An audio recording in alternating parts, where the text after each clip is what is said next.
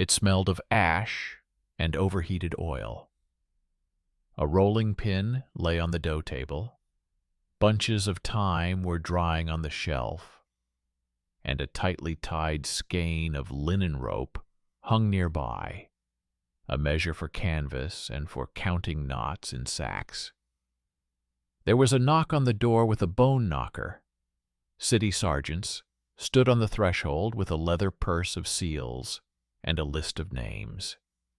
They said that people were gathering in the house for nighttime secrets and desecrating order. The hostess quickly removed the bundles of herbs and hid them in a chest, as if the smell itself could be evidence. The form of guilt was already prepared on paper. All that remained was to fill in the bodies. Hello, viewers, and welcome back. Please write where you are watching from and which topics in history affect you the most. Enjoy listening. From here on, there will be no embellishments. The denunciations are full of dirt and details for the sake of impression. The books of the accused themselves are full of restraint, strict discipline, and fear of sinning with a breath or a crumb of bread.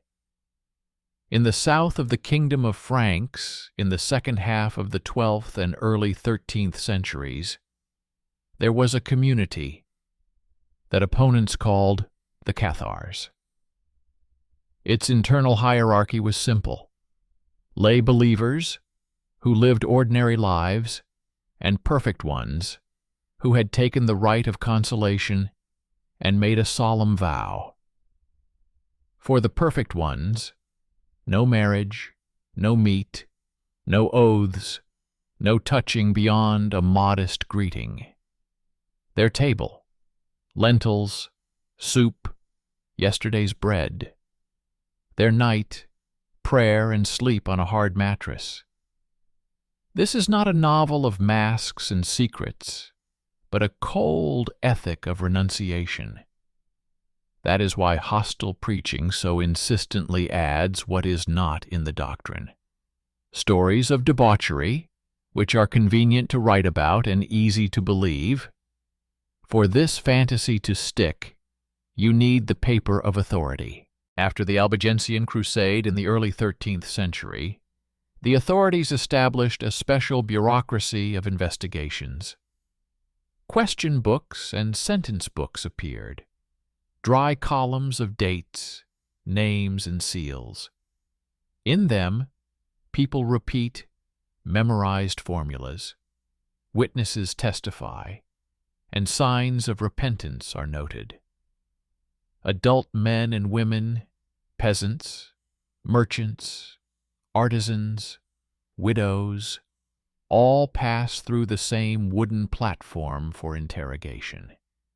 It is easy to stir up shame in the protocols because they bring up any everyday details: who visited whom in the evenings, who did not eat meat, who evaded the oath, who washed the deceased differently than the neighbor was accustomed to. A secret gathering is immediately formed from a bundle of grass, a rope measure, and a meager meal. The myth works because it promises an explanation for poverty and war. After the campaign in the South, the authorities distribute confiscated property, redraw land rights, and burden houses with fines. Villas, warehouses, and barren patches of vineyards must be sold. The city needs obedience, and accusations of debauchery are the cheapest way to silence people. A merchant who has a herbal mixture for easing childbirth on her shelf becomes an accomplice to secret rituals. A widow who refuses to swear in court is corrupted by teaching. The details in the denunciations become more vivid with each round of rumors, and the documents continue to repeat the discipline of refusal. When you read the community's prayer lists, there is the same note. Fasting, non-involvement in murder, fear of oaths, modest clothing. When you look at the tribunal interrogations, there is a magnifying glass. Someone heard that someone saw how the lamp was smothered and it was not proper. At the intersection of these two archives, anxiety arises. If the dogmas are so dry, why is there so much sticky dirt around them? The first shift in someone else's mind happens on paper. The enemy describes secret flesh because accusations of heresy without shameful details seem too abstract to lay people. Fear needs a smell. The court, both ecclesiastical and royal, quickly learned this. A new rhetoric of shame appeared in the city squares. It was spread by preachers and reinforced by scribes. Signs of wearing crosses on clothing, mandatory attendance at Sunday services, and monetary payments were entered into the registers of repentance. In the markets, people discuss not theology about good and evil, but beds, as if that were the root of evil. Thus, the attention of the crowd is quickly diverted from tax censuses and new seigneurial claims to the harvest. Before our eyes, a mechanism is growing in which economic interest is fueled by moral panic. The second twist is in the everyday lists of trophies after the verdicts.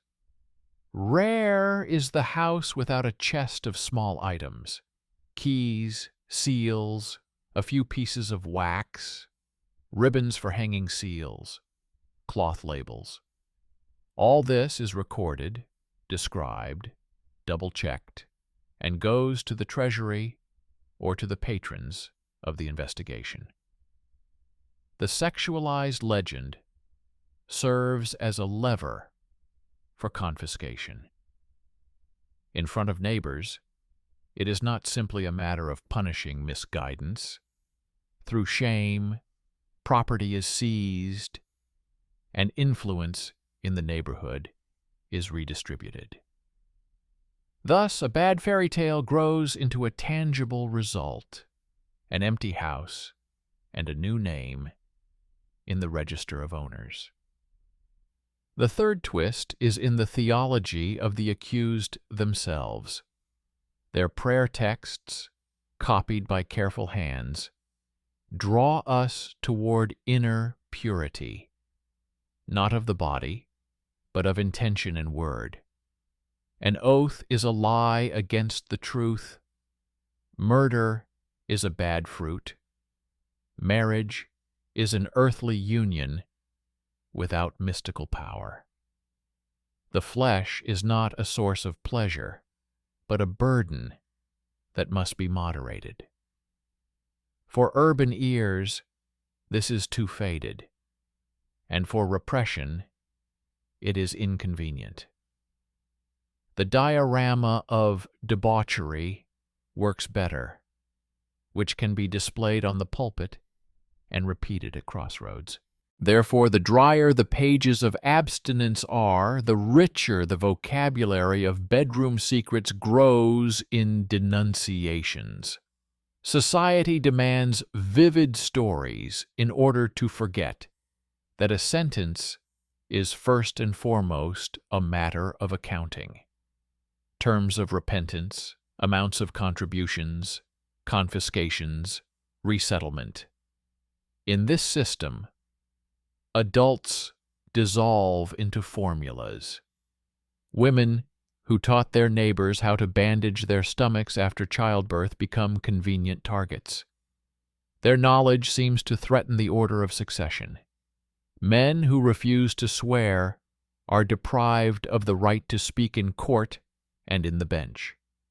Those who mourn longer than usual are suspected of secret loyalty. Gray life quietly takes on new risks. A bunch of herbs in the kitchen, refusing to try meat at the fair. The habit of praying without the sign of the cross. Every little thing fits into the web of suspicion because it's easier that way. Label it filth and take away the house with formally clean hands. Fire appears at the end of the road when money and patience are exhausted. Official formulas emphasize that the court does not shed blood and hands over criminals to secular authorities. This is important not only for conscience but also for the technique of fear.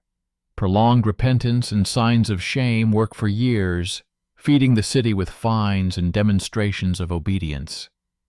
Fire is only the visible tip of the pyramid, and its base is protocols, questionnaires, neat yes and no answers, long lists of fines for missing holidays, for evading meetings, for wearing clothes without the required insignia.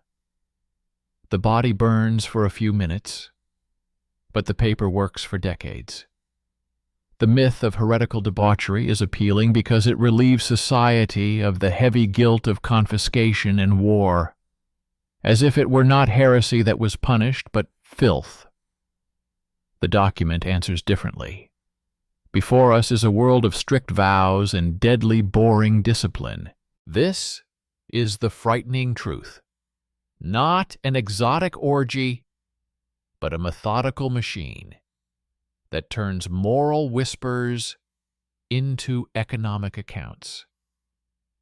In the next part, we will have to open specific books of sentences and prayer lists to see how abstinence was turned into a burning word, and how that word turned into the keys to other people's chests. Further on, we have to open the books themselves, heavy volumes of interrogations, where the lines stretch like nail marks on a damp board. One case in a border valley lists in detail the adult laypeople who gave shelter to itinerant preachers of abstinence, a craftsman with bruises on his palms from work, a fabric merchant, a widow who kept a tiny vineyard. Each had their daily routine. Some cut canvas, some wove jugs with vines, some cooked soup from lentils and barley. The register notes the dates of visits, simple meals without meat, refusal to take oaths, and short overnight stays. There is not a single description of the temptation that would later be sprinkled throughout sermons, but there is a lot of boring discipline. They washed, prayed, and left before dawn, so as not to disturb their host's working day. In these pages, one can hear the scratching of a pen, not the whisper of secret pleasures. And yet, on top of this scratching, another sound is layered, the mechanical hum of questions that gradually carves out the desired profile of guilt. The questionnaires were constructed according to well-established matrices. In each set of questions, there is a path leading to immorality. No details are needed. A hint is enough. First come the general points: refusal to take an oath, doubt in the power of the sacraments, communal meals. Then a chain of assumptions begins. Were there nights when the lamp was not lit? When men and women stayed in the same house? How they were dressed? Where they sat? Which neighbors came in? Tired adults respond to the chain of imposed images, and the protocols become overgrown with sticky words. Although the core of life in those communities remains the same: fasting, prayer, an excess of distrust of the world that called violence a just war. Paper does its job. Where doctrine is dry, questions spark the imagination, and it no longer matters that there were no masks on the kitchen table, but a cabbage knife and a linen measuring tape. Further on, it becomes clear how the accusation of debauchery is turned into an instrument of order. After the campaigns and the change of lords, new duties are imposed on each quarter. Penalty books assign fines for failure to attend sermons, for inappropriate communication, for doubts. People haggle over money, not dogma. Families calculate how much they will pay tomorrow for having accepted a preacher yesterday. Shopkeepers calculate how much they will lose from rumors of night gatherings. Merchants calculate whether they will lose the right to keep their shops. Moral noise becomes a cover for economic restructuring. Someone's chest of small tools disappears. Someone's shelf of fabric disappears. Someone's right to a field disappears. When the register mentions purity, the result is often a stranger's key in the lock of your house. The most painful areas are hidden in the intersection of two bureaucracies, church and city. The first produces texts of repentance and questionnaires in which they persistently seek shame. The second takes away property and attaches debt tales to names. If a person admits to communicating with erring people, they are assigned to wear signs on their clothing and make mandatory appearances at the temple. A missed appearance results in a fine. A repeated missed appearance results in a new fine and disgrace. Trade in the shop is cut off for weeks, and the craftsman is denied access to guild orders. And so, independent adulthood turns into someone else's permission. Can you work? Can you trade? Can you sit at the common table at the fair? This is the thread-like horror, not execution, but a life compressed by fines and surveillance. The political underpinnings of the myth are particularly evident in peasant households. Here, shame is used as an additional lever to control the harvest. Missed a holiday, lost a day in the field, failed to appear at a public repentance, lost the community's help with the harvest, tarnished by rumors of nighttime activities, did not receive a bag of grain on credit, without which it is impossible to survive the season. No one needs to prove debauchery. It is enough to start a rumor and prevent someone from working. The paradox is that the dry ethics of abstinence already reduces the economic involvement of the perfect. They try not to swear, avoid blood feuds, and stay away from political oaths. The system punishes not those who destroy order with their flesh, but those who undermine ties to the oath-taking machine. In the middle of the 13th century, another tool appears: lists of informers who, for their diligence, receive relief from their own debts and warm places with new masters. These people know which vocabulary is valued.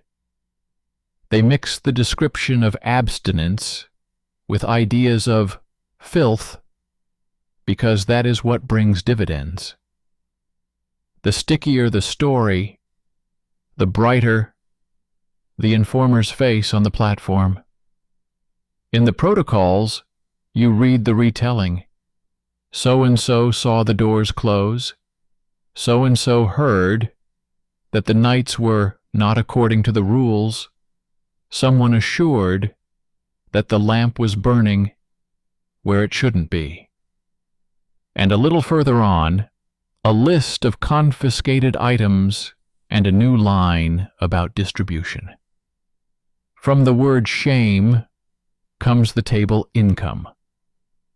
The personal and the domestic are painfully intertwined. One of the books of repentance lists adult women who wore stripes as a sign of correction. They were sewn by the same hands that had previously swaddled babies and held the measuring tape for cloth. Their everyday competence is a sin for the system, because experienced housewives know how to treat, advise, refuse, and demand payment. The transition of such knowledge from the basement of the house to a suspicious mark on clothing is a blow to autonomy. A separate knife for herbs becomes an unnecessary tool. A bag of dried thyme becomes a potion. A conversation on the doorstep becomes a secret consultation.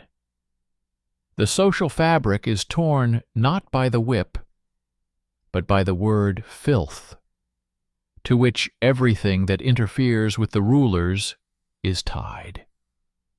Another layer of fear is barely noticeable, and therefore particularly exhausting. Neighbors peek into windows, not to offer support, but to look away in time and survive. One extra visit from a stranger in the evening, and the shop is empty the next morning because customers go to someone no one whispers about. The community trembles from an internal cold that comes not from the night wind, but from a constant readiness to accuse. Adults live as if on thin ice, one step to the left, and you are already being carried away to the place where they will take your bread and force you to embroider crosses. This fear disciplines better than fire. Fire is needed as a demonstration, but daily trembling is a working tool of control. An important turning point occurs when you look not only at the interrogation reports, but also at the prayer lists of the perfect themselves. There is not a drop of the spicy flesh that feeds the crowd. There is a strict diet, a refusal to swear oaths, a refusal to use violence, a refusal to indulge in luxury, modest clothing, and sometimes prolonged abstinence from food at the end of life under the supervision of the community. The body is a burden. Words are a promise not to lie.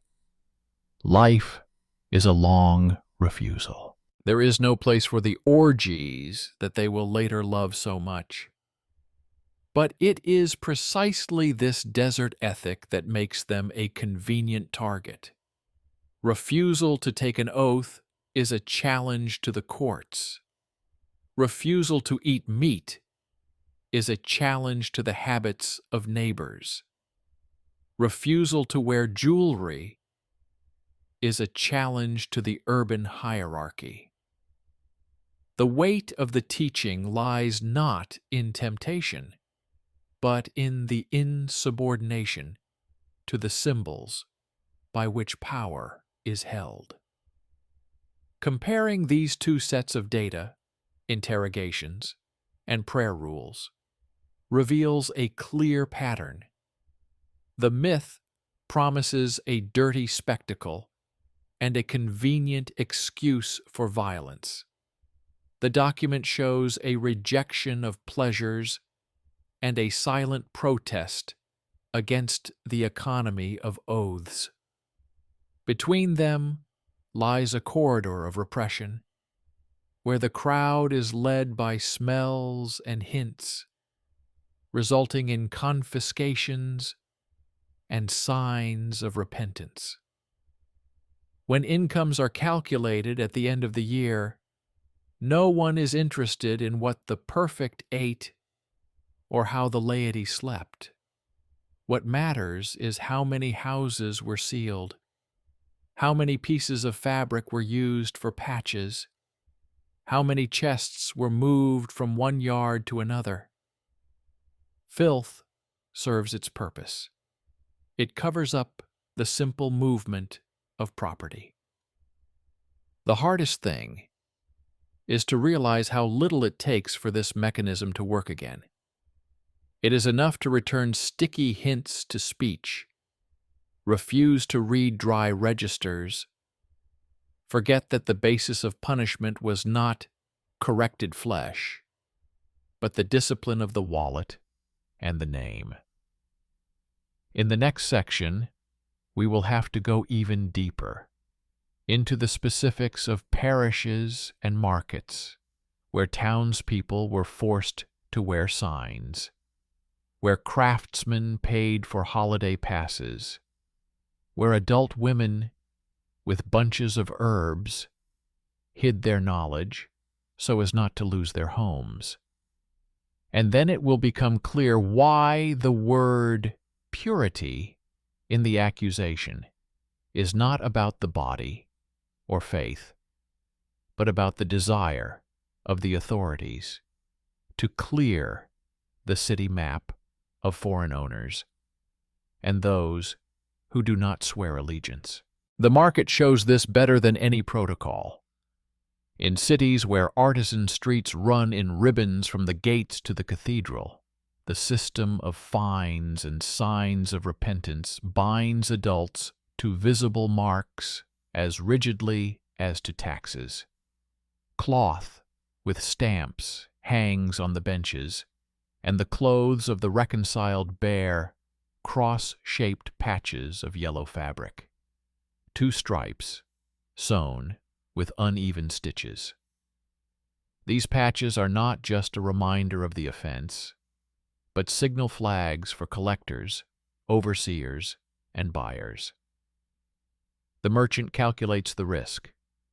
By associating with a person in crosses, he will lose part of his income due to the disdain of his neighbors and attract the attention of the guards, who find it easier to rewrite everyone at once. Guild rules are adjusted instantly.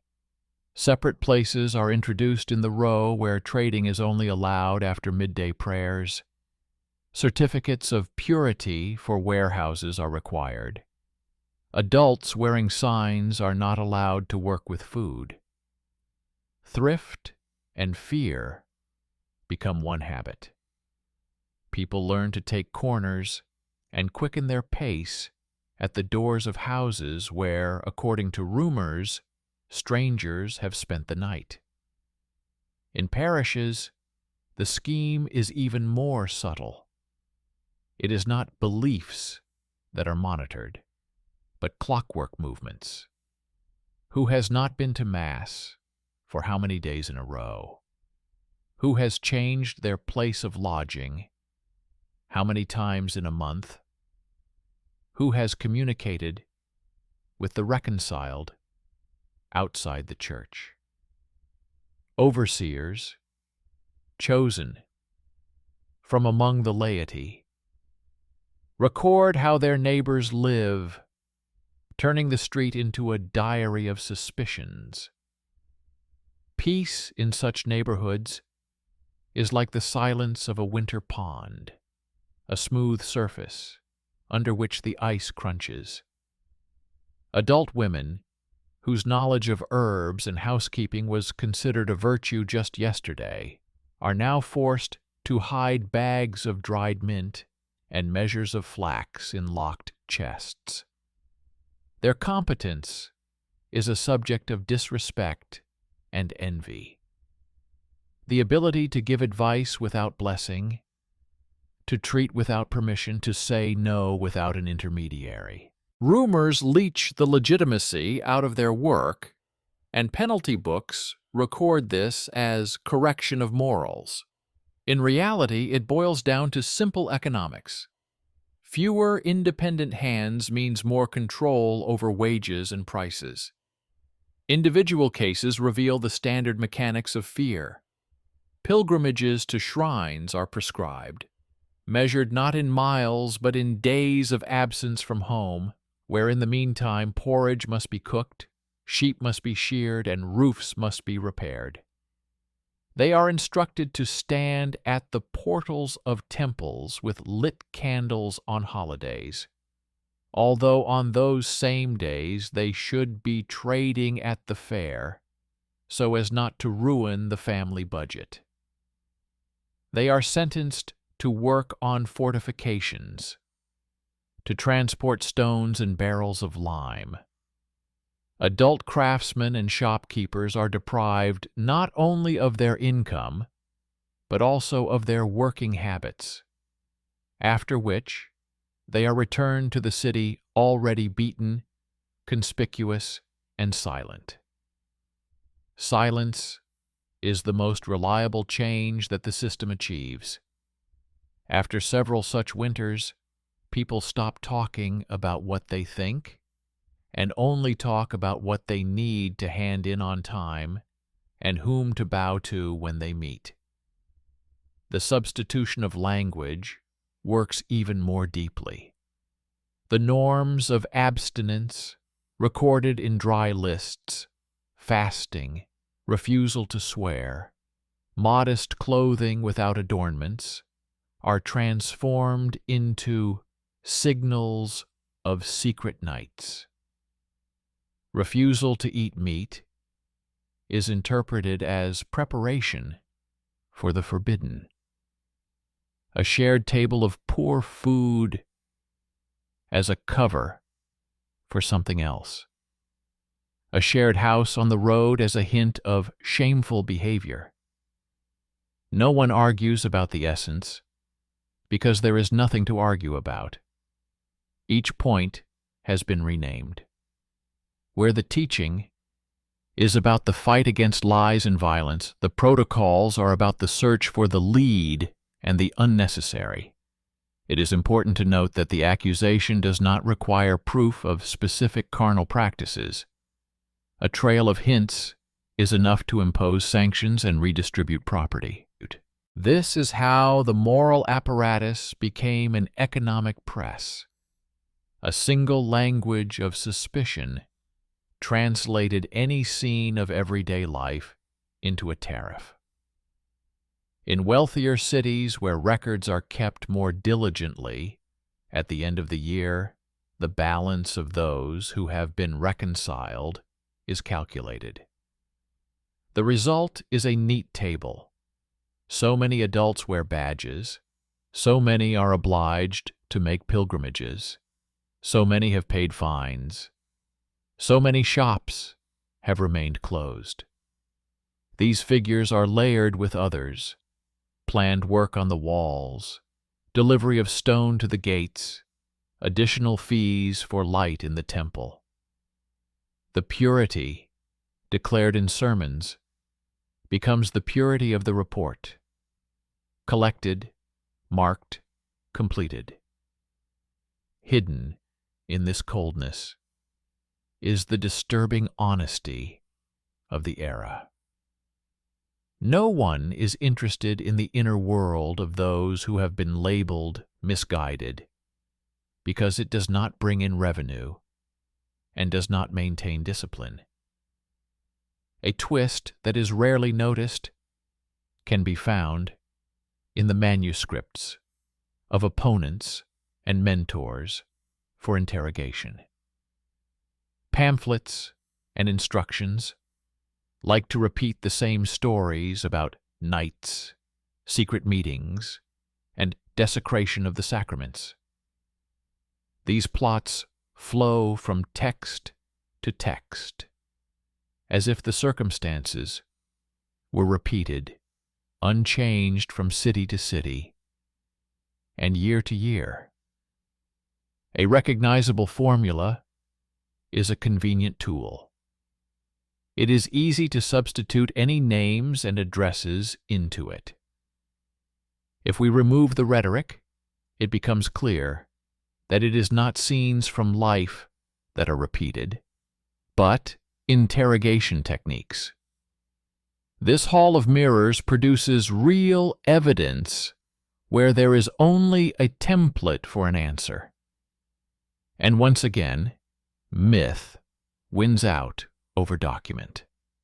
The document is dull, disjointed, and full of mundane details, while the myth is smooth and ready to use without any adjustments for reality. In one of the towns on the trade route to the south in the fall, when plans for wall repairs were being finalized in the arsenals, a new position appeared on the streets: those who monitor insignia. These people are not priests or judges. They are the eyes of the order. Their task is to note who came to the market without insignia, who hid crosses under their cloaks, who sews unmarked clothing for suspicious people. Thus discipline, which began as ecclesiastical, becomes municipal. Fines go to the community treasury, rumors go to the city council, and the hands of the reconciled go to public works. There are no orgies here, but there are services and contracts redistributed in favor of those who shout, "Shame," the loudest. People who tried to maintain pockets of autonomy were subjected to the leverage of family honor. If one of the neighborhood elders gave a speech about the shame of the street and the contagion, the relatives of the suspects were denied access to lucrative deals. An invisible price tag was formed before everyone's eyes. Friendship with the wrong people cost more than grain and oil. Family councils decided who to buy from, who to sell to, and who to seat at the common table during the holidays. The adult members of the brotherhood, porters, weavers, wine growers, accepted these decisions as inevitable, because otherwise they would lose the season. In this way, morality tied up the neighborhood at the edges until there was not a single loose knot left in the middle. Somewhere around the same time, a thin line of doubt crept into the records. Notes appeared in the margins, stating that only psalm books and a list of debts were found in the possession of a particular layman, that there were bowls of barley porridge and salted turnips on the table, and that there were bundles of cough herbs and bags of salt in the chest. These notes do not negate the accusations, but they sound like the barely audible gnawing of the paper's conscience. They are accompanied by lists of expenses for tokens and travel expenses for supervisors. The paper unwittingly revealed the structure of what was happening. Next to the description of shameful is an estimate, not flesh, but cost, not debauchery, but the transportation of stone, the sewing of crosses, the idling of benches. It is this stingy accounting that makes the myth of dirty heresy an instrument of pure power technique. Finally, it becomes clear why the system needed to sexualize asceticism. Abstinence is truly dangerous to an order that is held together by oaths, demonstrations of generosity, and the exchange of gifts.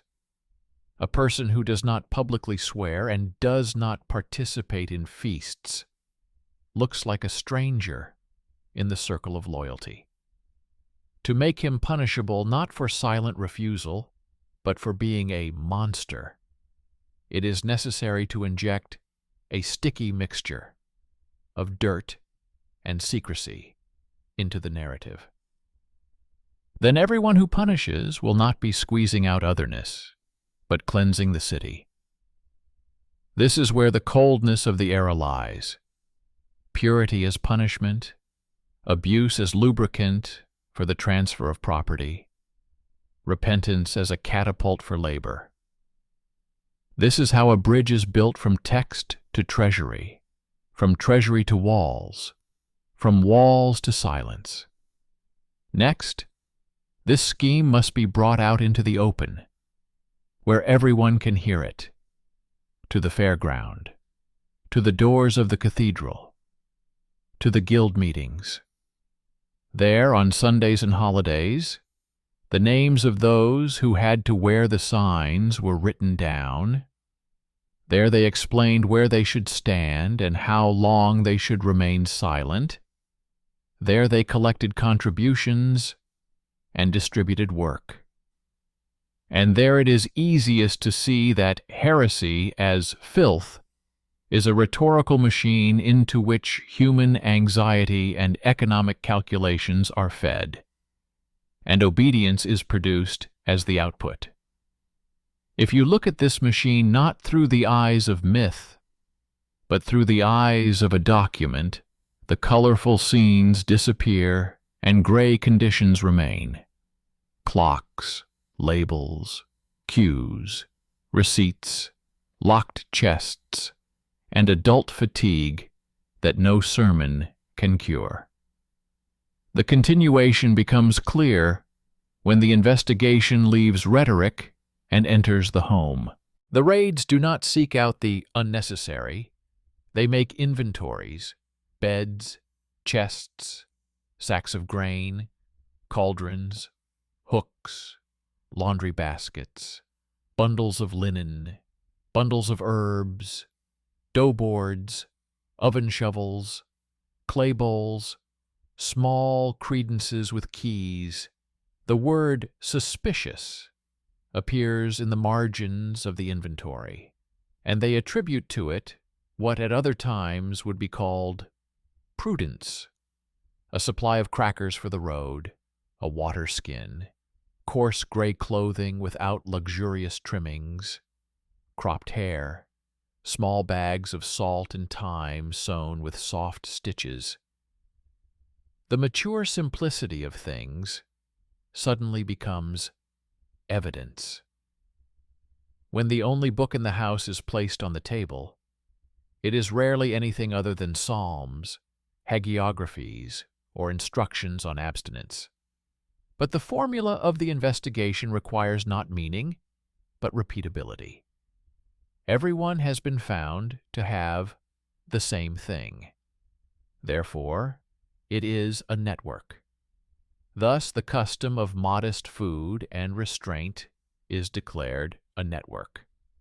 Allegations of secret nights and desecrations bring to the fore a method in which answers are carved out of people as disciplinedly as numbers are carved out of stone. First, they ask about acquaintance with someone who wore insignia. Then they ask them to recall meetings that coincided with the evening bells. Then they suggest that the lights were allegedly turned off at these meetings. And it no longer matters that adults talk about how they sat in a cramped room and read prayers, shared bread and water, and discussed who to take salt to and who to help with their roof. The text of the protocol already knows what it needs: to turn an arbitrary metaphor of darkness into evidence. To reinforce the effect, the procedure is framed by penitential practices: a sentence to wear crosses, pilgrimages, public silence on holidays, temporary exile to relatives in the village. The point of these measures is not to correct beliefs, but to push people to the edge of the economic funnel, where they lose access to their craft and market. Where texts of the ascetic tradition lie in the archives, they sound like whispers beneath the drumbeat of the protocols. The instructions speak of honesty, renunciation of oaths, unwillingness to harm, moderation in eating, and contempt for coercion. There are no descriptions of carnal practices there, just as there are none in the domestic correspondence of adults, whose primary concerns are fields, debts, salt purchases, fabric damage by mice, and the price of wool after the last fair. But this is the main lock. To introduce repression, one must close the door of understanding. The door is closed not with arguments, but with smells and colors. Dirt, stench, shamelessness become bait words to which the listener substitutes their fears and then votes with their feet and wallet. In everyday life, everything is more prosaic and austere. Adults count barrels, mend sleeves, treat coughs with hot water, knead dough, dry laundry in the wind, and read boring pages in the evenings. This grayness is their real guilt in the eyes of the system, because grayness is difficult to transform into political spectacle. The prepared twist is revealed in the comparison of the books of punishments and city estimates. The louder the sermons about purification become, the more detailed the accounting becomes. They indicate the cost of fabric for patches, which is charged to those punished. They note the transportation of stone for the walls, carried out by those who have been reconciled. Conflicting shops, closed for the period of repentance, and lost trade revenue are listed. It turns out that morality serves not only discipline, but also the construction season. Strong adults who are able to carry heavy loads and work silently are best mobilized not by military service, but by moral shame. Then they themselves will come to the city gates in the morning, lower their faces into their collars, and take a wheelbarrow with lime. Another twist is found at the meeting, where the names of those who must wear the badges are read out. The list is followed by a section entitled Warnings to Merchants. It specifies who should not be given credit and who should only be sold to for cash. Next to it is a reminder to guilds not to take on apprentices who are on probation and not to accept guarantees from them. This is not a hunt for vice. It is a readjustment of the street credit market. By reducing trust in one group of people, the authorities increase the price of trust in the rest and collect their premium from each transaction. In this system, dirt is just a label that helps to limit the circulation of promises and, consequently, speed up the repayment of debts in favor of those close to the administration. The third shift is in the language used in the interrogation instructions. They spell out what is considered sodomitic, unclean, or abominable behavior. The definitions are vague and elastic, as if they were deliberately designed to apply to any circumstances. As a result, any shared house on the road, any dinner with a shared jug of water, Any modest clothing without valuable fastenings falls under suspicion. The system polishes its lenses so that it sees not specific actions, but the silhouette of otherness. And the silhouette is easiest to paint in colors that elicit a quick response from the crowd. Sex, dirt, mystery. The perfect triad for rhetoric. At the same time, people need to live in the rhythm of seasonal work, where there is no place or meaning for spectacle. Plowing, washing, slaughtering livestock, sewing, repairing roofs, transporting salt and wine, changing straw in beds. This is what a year looks like for the adult population. Rhetoric pretends not to see this. To understand the coldness of that machine, it is enough to look at the consequences that people do not like to talk about. Wearing symbols and going on pilgrimages break the family chains of care. Someone has to stay at home with the children and the sick. Someone has to take the meat off the fire and stoke the stove. Someone has to look after the cow in labor. When an adult woman or man is taken out of this pattern for weeks or months, the house falls apart into small pieces that often no one can put back together. Bills pile up in the shop, work burns in the fields, and a quiet fear of the next knock on the door settles in the heart of the family. This silence is more important than loud processions. It teaches people to avoid their neighbors, not to say too much, and not to gather without orders. In such a city, it is easier to collect taxes and correct rumors. At the end of the cycle, when the condemned have served their penance, a confident phrase appears on paper. Reformed. Underneath it is a new estimate which takes into account the cost of candles, cloth, bread for the carts, and repairs to the bridge where the guards stood.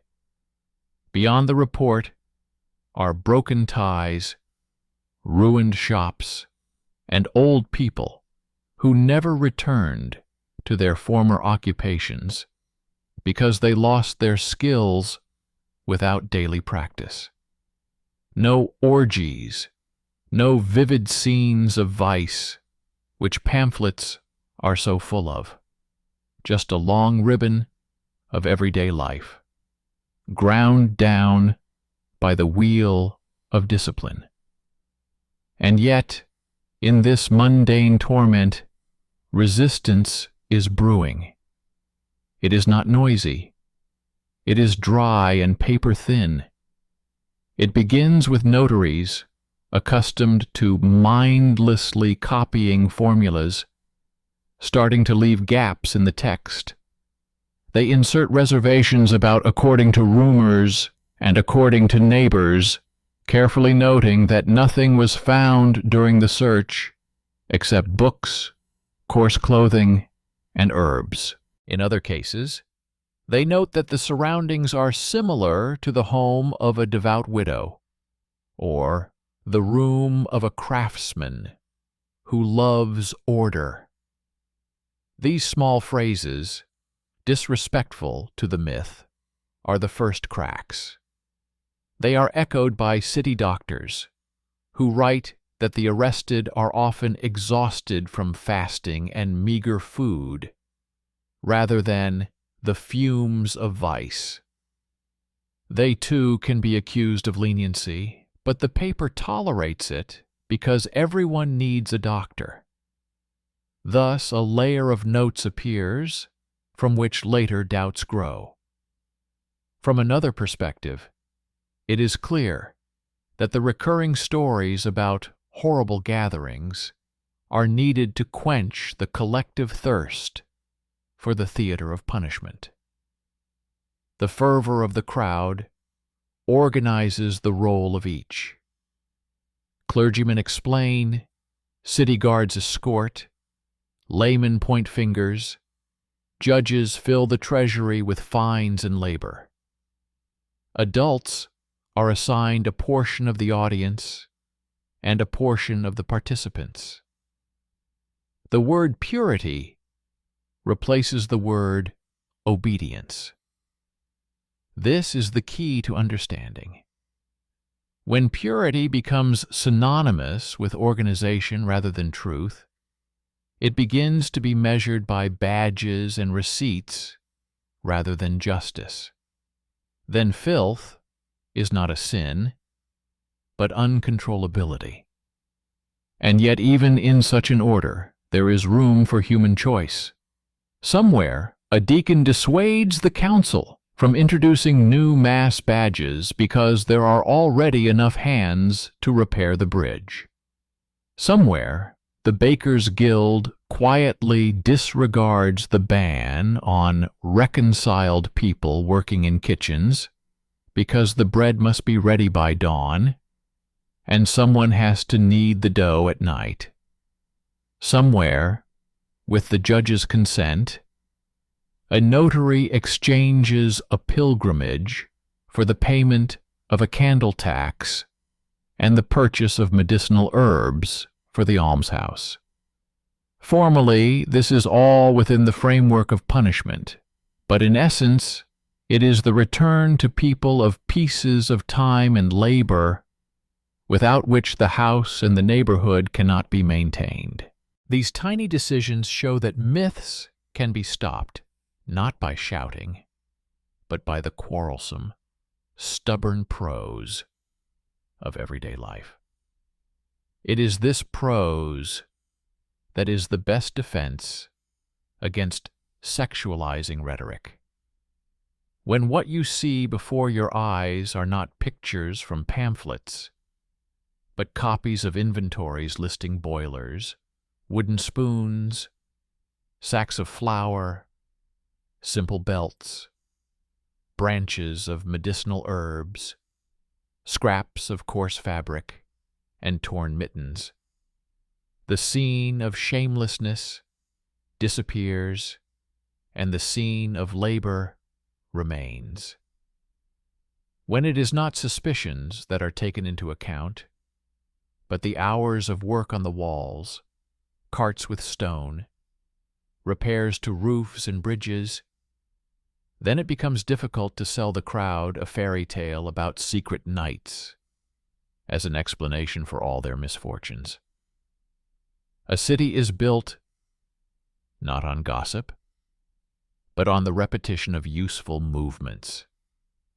And if you are looking for the enemy of order, it is not where people pray in silence and share water, but where words heat up the crowd to a comfortable temperature so that its anger can be poured into the molds of the bricks of power.